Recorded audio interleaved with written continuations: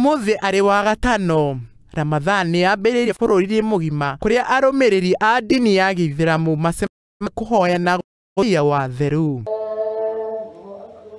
Kũringana na Sheikh Hassan Faraj nĩaugĩte mambura maya nĩ ma bata harĩ etĩkia othe a ndini ya Gĩithĩramu. Ijumaa mpaka Ijumaa ni kafara ama ni sababu ya mtu kusamehewa madhambi yake ambayo kwamba amekuwa ni mwenye kuyatenda katika wiki mzima, na hata hiyo ndio ni inwani ya kutuba yetu ya leo. Tukazungumzia juu ya mambo ambayo kwamba yanakuwa ni yenye kusamehe madhambi, mambo ambayo kwamba tukiyafanya tutakuwa ni sababu ya mimi na wewe kupata msamaha wa Allah. Kodo ihinda rĩrĩ maheaga mweke wa kuhoya mũrekera kuri arĩa mahĩtĩtie. Alhamdulillah, ni siku adhim, ni siku kubwa sana ndani ya mwezi mtukufu wa Ramadhan, ndani ya siku ambayo kwamba Waislamu wanakuwa ni wenye kufutiwa madhambi yao.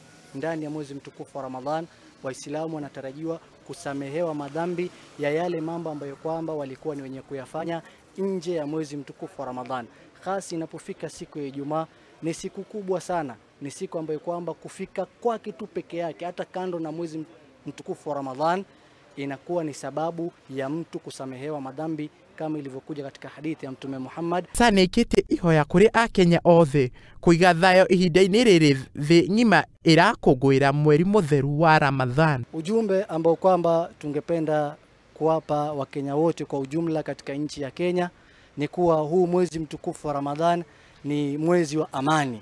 Ni mwezi ambao kwamba haitakiwi fujo ndani yake, ni mwezi ambao kwamba watu wanajikurubisha katika ibada ya Mwenyezi Mungu. Wale wote ambao kwamba ni Waislamu na wale ambao kwamba si Waislamu wanaomba wawe ni wenye kuwa pamoja na Waislamu kwa kuwapa easy time, kuwapatia nafasi ya wao kufanya ibada ndani ya mwezi huu mtukufu wa Ramadhan. Kiribotera Muthingi TV, njĩtagwo Joshua Njuguna. Wasaum makbul, taqabbalallahu minna wa minkum salihal a'mal.